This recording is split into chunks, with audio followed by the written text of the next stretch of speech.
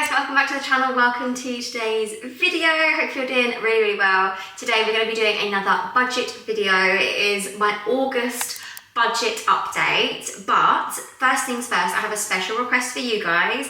I have pulled together a list of like all the things that I would need from you if you wanted me to try and do your budget in one of these videos. So first things first, I am not a financial advisor. I have absolutely zero qualifications when it comes to budgeting, but I'm just a mum, got herself out of debt, and now I'm just working to budget my income so that we don't have to ever borrow money again, other than for things like a mortgage. And I just really like sharing this stuff because I feel like it's so taboo. None of us talk about it enough, and so many of us are living paycheck to paycheck, not knowing where any of our money's going, and no one is seeming to help us. So I figured we could help each other, and if you wanted me to do something like that for you, then I would be more than happy to. However, I obviously can't get to everyone's messages on Instagram and all this, so I thought if I put my email address to the people that actually watch my videos on here, if I put my email address in the description box, it's like my HomeWithShan email address, and all of the information that I would need from you in order to do your budget, then hopefully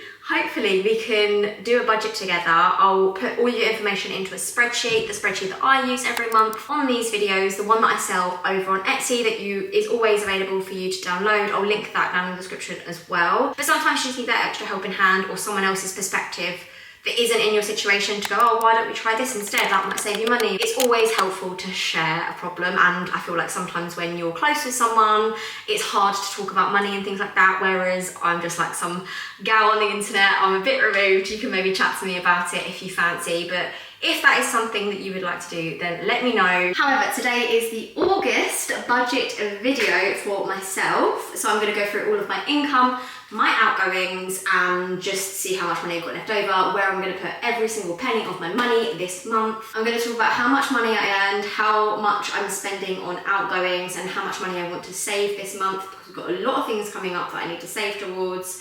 And like I just said, I don't particularly want to get myself in debt anymore, so I would really like to pay for these things up front or save up towards them rather than getting loans and things like that to pay for things. So without further ado, let's get into it.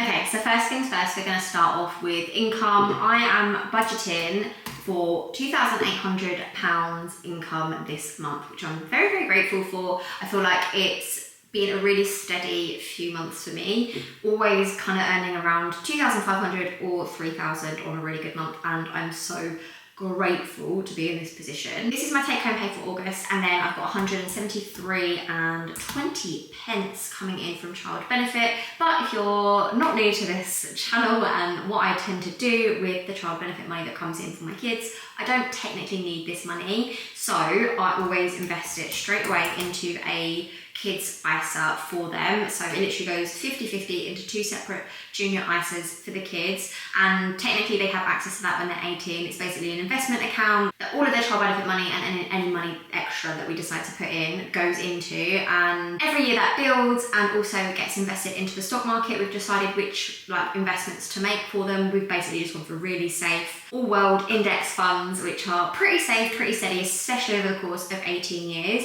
And so the money that we're hoping that they'll have access to when they're 18 is about, like give or take, about £35,000 to £40,000 that they're going to have access to. Obviously in 18 years time, that might not be a load of money, but it's a good start. It's way better than either myself or my husband had at the age of 18. So we just thought it'd be a really great way of like saving this money. As long as we're receiving the child benefit, we're going to try and do that. This is not always possible for everyone. Some people really rely on this child benefit money, but for us, even from day dot, this is what we did. Even when we were earning like much less money than we were earning now, and we probably really could have done with this cash, we always saw it as an additional free money kind of situation, so we always put it aside, and then we just continue to do that. And my son now has got like £4,000, and I think my daughter's got like £2,000 in this ISA. So like I say, over the next, until they're like 18, it will carry on growing. And then the junior ISA will have the chance to become just a normal adult's ISA, at which point I would really like it if my kids carried on investing rather than just taking the money out. But obviously time will tell. Like, we'll just decide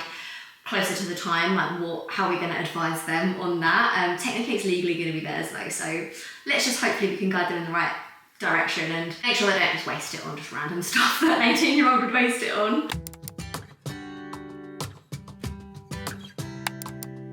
Moving to expenses, we have our mortgage payments, which are £1,252.32. That is going to be staying the same for the foreseeable, unfortunately, because we're in a fixed rate mortgage at an extortionate rate, but it is what it is. We were just the unlucky ones that had to remortgage when interest rates were high. We regularly overpay on the mortgage by £200, and actually we've figured out that over the course of our mortgage, if we continue to overpay by £200, it will reduce our mortgage term from 27 years to 20 years and 6 months, and it will save us £49,000. Yeah.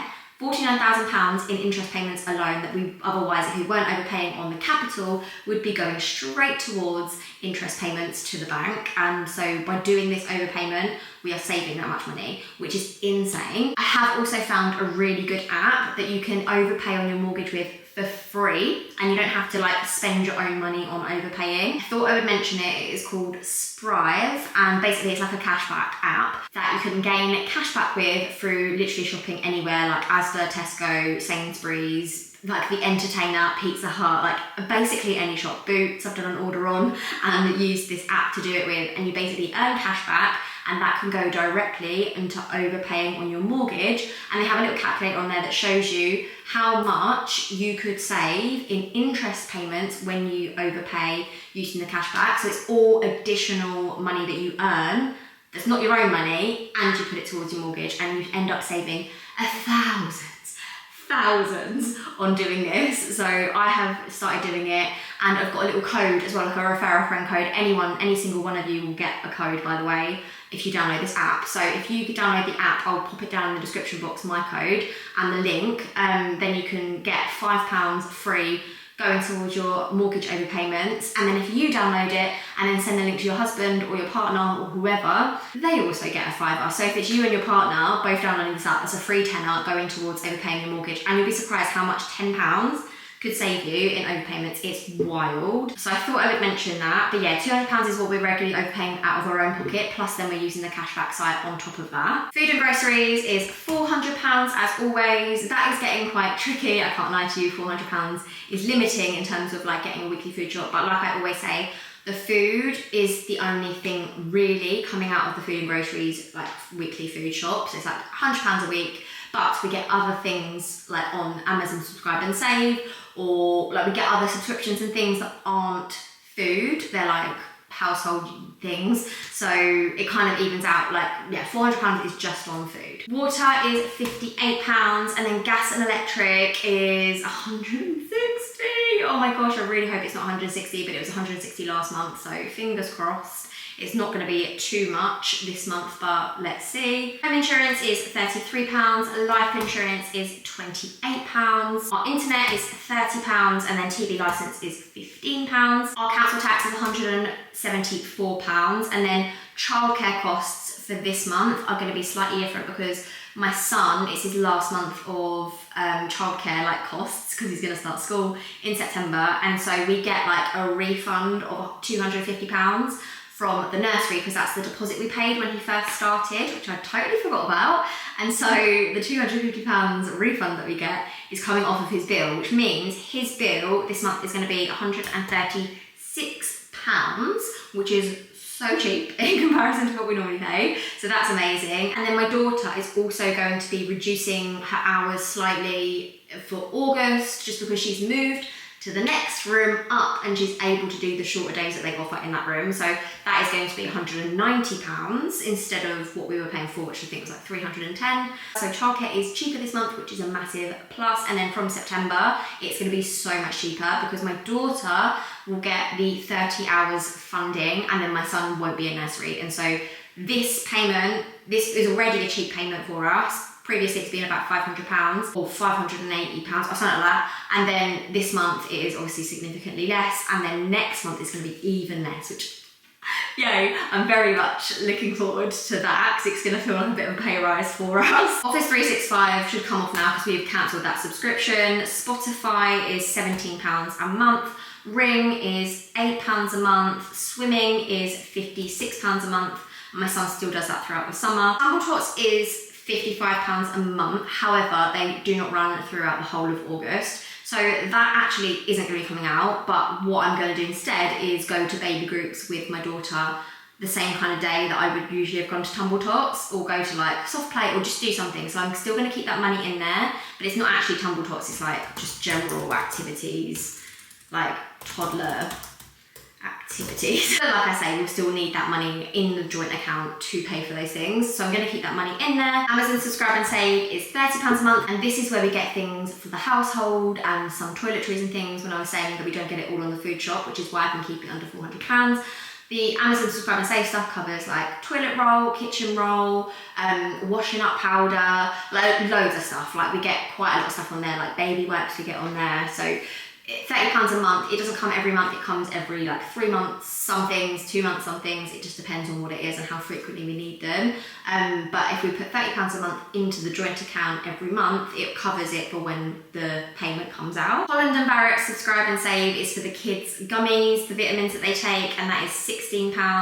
Netflix is £6. I always get questions on the Netflix being £6. It's just because we have the lowest tier you can possibly get on Netflix, which includes watching ads. And we don't mind because it's only £6, whereas like I think my mum pays like £25 or something. I was like, reduce that because you don't need that. £6 a month is way more palatable for Netflix. And then dog food is about £35 a month. Again, a subscribe and save, and it doesn't have any like animal derivatives and stuff. It's got like really good food in it for the dogs. So that is my monthly expenses through the joint account. So these are the things that I split 50-50 with my husband.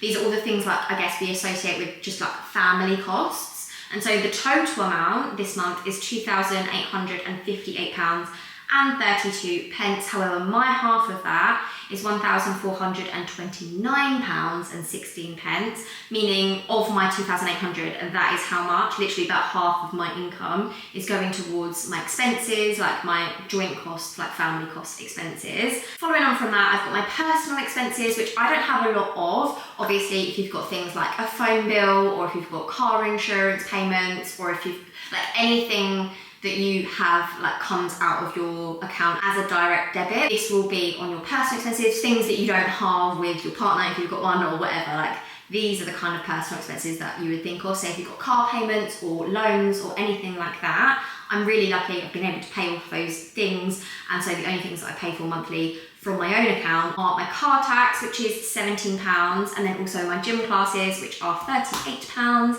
and so I have £55 of bills that come out of my current account, and every single other penny is being transferred out of my current account, and I'm going to like allocate it towards specific things that I want to spend my money on this month. And this is where I do things slightly differently. I say this every month. I basically physically put money into different pots, like virtual pots, on my Monzo account for savings, for spending, and for like sinking funds. At this point so far, with all the bills paid, I still have £1,315 to spend this month. But obviously I haven't accounted for things like petrol or any spending money throughout the month, which obviously we need to do.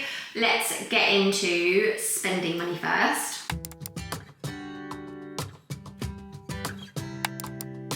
First up, these are the spending pots that I have at the moment, and these are literal physical pots that I have in my Monzo account that I aim to spend throughout the month, and I try and keep these like as minimum as possible because I don't need to spend loads of money. Obviously during the summer holidays and things like that, these kind of things do end up going up, but we'll just go from here. Petrol normally is about £150 per month. Obviously, if we are going further afield a little bit more, then that might go up, but we'll just keep it at that for now. Home stuff, I keep it about £25 at the moment. That's just for anything that breaks, if we need to replace a mop head, you know, all that kind of stuff. There's always something to replace in the house, so I'll keep it at 25 quid. Hopefully we don't have to spend too much more on that. Days out and activities, I'm gonna put at £100 because we always try and do cheap activities. We've got 2 young kids, they don't need a lot of money spent on them to have a good time. Like we go to the library and then a charity shop and maybe Greg's, and my son is so happy. So like we don't need too much money. But in August we do have a few things planned, like we're going to go camping and stuff, and without doubt there's going to be entrance fees to like little farms, or maybe going to the beach and getting ice creams and things like that at the beach and all that kind of stuff. Like you do have to like build that in a little bit. However, taking things like packed lunches and cool boxes and things like that always keep our prices down when it comes to going out, so we always try and cut corners like that wherever we can. Clothes, I'm going to keep a little contribution of like £20 towards clothes. I don't need anything at the moment. The kids don't need anything. George has got all his stuff sorted for school already. That was one of my sinking funds earlier, and I've paid for all of that now. We have paid for all of that now, should I say. So yeah, we don't need too much in the way of clothes, and I'm not one of those people that just constantly just goes out and buys.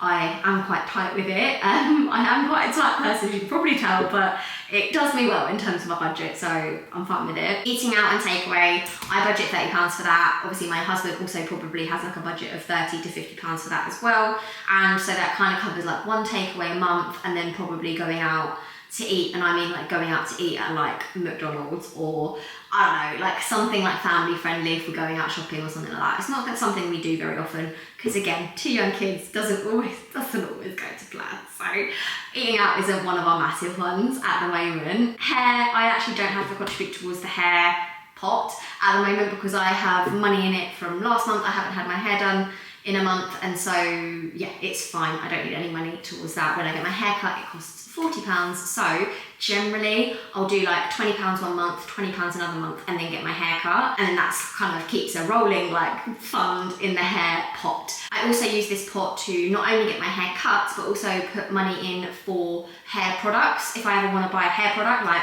I don't know, hairspray or conditioner or anything like that, any kind of mask for my hair, like it comes out of this fund. And so if I want to get something like that, I save up for it and then I buy it. Nails, I have got my nails done. You can't really tell because they're very, very natural. I have got my nails done at the moment, and I am really liking getting my nails done. It's really not a priority at all. But at the moment, I am putting about £30 a month into the nails fund so that I can continue to get them done. If I ever like wanted to save money, this is where I would cut corners, definitely. Date nights is the fund where I always put about £50 into and then never use it for date nights. I transfer the money out of that and spend it on days out with the kids, or doing things with the kids, or maybe buying something for myself. I literally never use this money on a date night, which is a terrible thing to do. Like, we need to do date nights, but I don't know, we just don't. I feel like we're the kind of people that need an excuse to go out. Like, it has to be an anniversary or a birthday or like something like that. Like, we wouldn't just be like, oh, could we have to arrange childcare and like rely on other people to come have the kids and stuff for us in order to do it. And I feel like we won't do it unless it's like a big reason. I don't know if anyone else is like that, but that's definitely what we like. And then beauty subscriptions is £30 a month for me, and those are things like my Amore lashes that I wear every month. I get a subscription of these. I also use Estrid, which is a razor like subscription service, so they deliver razors to me every month. So yeah, those are the kind of things that I budget towards in my spending money, and in total this month that's £435. I think it might, if I'm honest, this month be a little bit more expensive than that, just because the £100 for activities and days out in August, like it might be more expensive. So if I'm, going to be really honest, I would probably say like, let's budget 165 for this month, getting it to around 500 for spending money. I feel like that is sensible. I feel like that's actually what it will cost. And so I'm going to keep it at that. And anything from the days out pot that I don't spend, I can move on to the following month. But I have a feeling I probably will spend it. So let's just keep it at that. But £500 for all of the spending money for this month is not bad.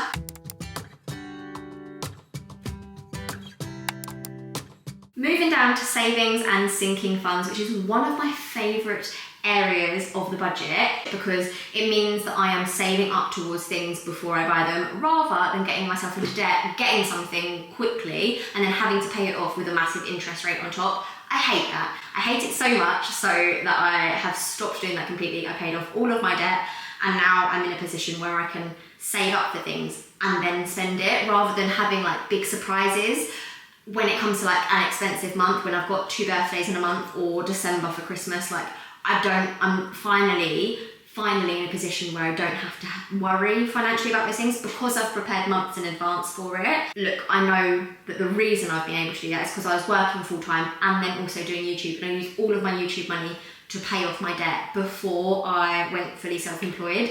If I was just self-employed, I wouldn't have been able to do both of those things. Like, it would have been impossible. And so if you just got a job and all of your expenses kind of outweigh pretty much all of your income, like, look, it's not really easy to do like, oh yes, you know, pay off all your debt. It doesn't work like that. Like, it's really hard. If that is the position you're in, I promise overpaying little by little does build up. And it's still worth it. Even if it feels like a drop in the ocean, it is so worth it for when you get to the point where you're debt free, or like edging towards being debt free. You really have that sense of achievement when you've done it. And then you could get into a position where you're going to be able to like save up for things before spending, rather than spending and then paying things off. In terms of the emergency fund, I would like to be able to put in £100 to the emergency fund.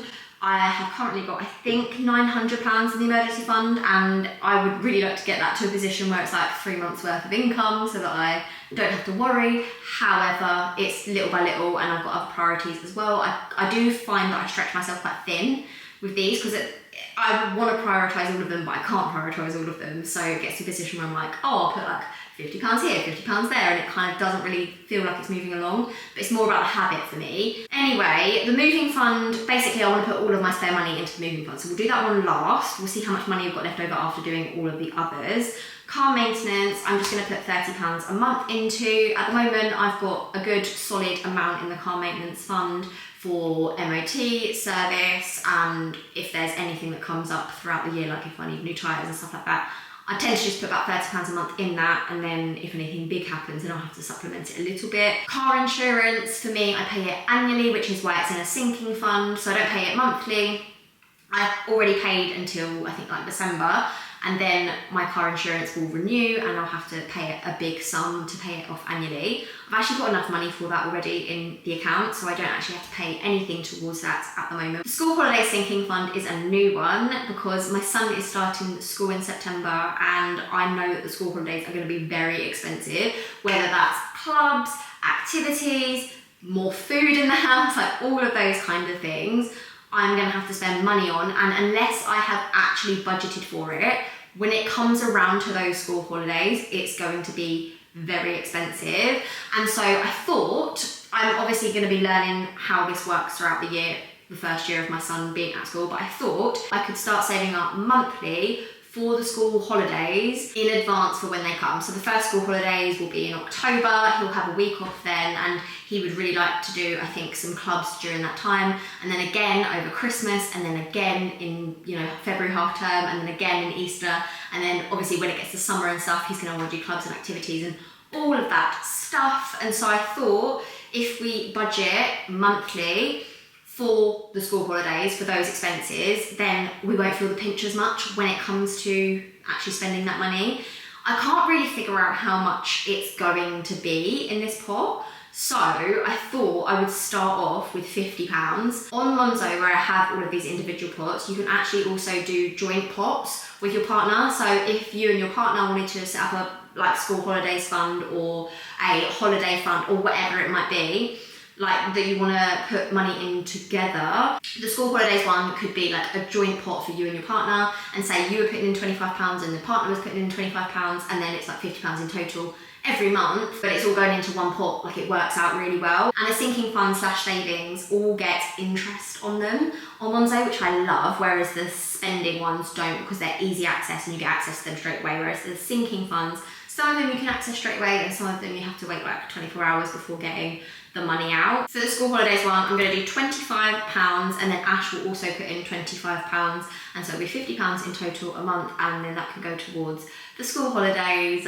fund for George for when he does clubs and activities. Holidays, I want to put about £50 in, just because we're not planning a big holiday particularly, but we are going camping and doing a couple of camping trips and stuff, so I would like to have a little bit of cash available in that. There's some money in the pot at the moment, but not loads, so we'll just carry on putting a little bit in there just so that we've got some spending money for when we are away. And then Christmas, we'll do £100 because I'm trying to do that every month until like, I don't know, maybe like November this year, and then so I have like a decent fund for all the activities, all the presents, all the food, everything to do with Christmas and all the events and things like that, and travelling and all that kind of stuff. So got a decent fund for Christmas, which is amazing, which leaves us with £460 to do all of the investments and the moving fund. I'm going to do £250 for the moving fund, just to go towards general moving costs, because they're going to be very expensive. But that leaves us with £210, meaning I can put in £50 to the Japan fund, £50 to the new car fund, and £100 into the future fund, which is just not a thing that I know about yet, but something that we are going to eventually want to save towards. I'd like to carry on doing the investments that I have been doing recently, so £200 a month is what I put into my investments, and then that kind of just happens behind closed doors, and that is going to be going towards things like a new car in the future and a trip to Japan for the family in the future, well, in 5 years' time to be exact. So yeah, they're the kind of things that I'm saving towards, but like I want that to just happen automatically and hopefully grow over the next 5-6 years, however long it will be. And then hopefully by the time I come to look at that money, it'll be a little bit more than what I've put in. That's the aim anyway. So with all of that accounted for, I have got £10.84 left over, which I'll just probably put towards like days out and activities with the kids, because let's be honest, that's what I will spend most of my money on. So after that, it'll be about 84p, which is absolutely fine. I like that all of my money is like accounted for and put into these different pots. I will leave my Monzo link down below as well, which is the exact link that gets you £5 for free when you sign up to Monzo, and you can like start putting all your money into different pots and using it the way that I use it. I genuinely believe it's the way I have been able to stick to my budget for the last like 6 months. I've used Monzo a long time now and I love it. I genuinely rate it. So there we go. That is how much I am making and how much I am spending and saving in the month of August. Hopefully you'll see that through using this spreadsheet and using Monzo, and I know that it is really hard to do it without tools like this. Like for me, even if I was just using the budget spreadsheet and then I wasn't using something like Monzo, I'd find it incredibly hard to stick to that budget, because you forget what you spend money on. You see like a random number on your bank account, that's how much money you've got. You're not going to remember in the moment when you're in a shop or whatever how much money you've allocated for this, how much money you've allocated for that. Whereas on Monzo, you can see it in front of you and it's very visual and very like easy to say, all right, okay, I've got £150 for petrol. You're always going to have that money in there unless you physically take it out and decide to spend it on something else, which is a conscious thing. And so I feel like you stop yourself from doing it because there's a barrier to you, and that's what I like about it. I use the free version of Monzo, and I don't really think you need the ones that you pay for. Like there's like a one that my husband uses, which is £3 a month. I think it's a waste of money. And so if you were going to download Monzo, just download the free version. Don't bother using the membership if you don't want to. I think it's great. I'll link my referral code down below. You can get a £5, I can get a £5. I'll also link that Sprive app down below, which is the cashback site, which you can overpay on your mortgage with.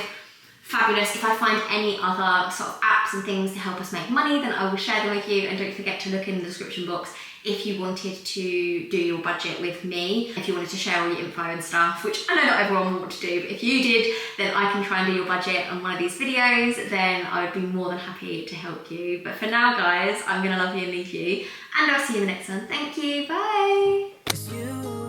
Glue all the pieces back together. Yeah, you take all my wrongs and make them better. Yeah, you're making me wanna try forever. And I feel so free, oh my sweet baby.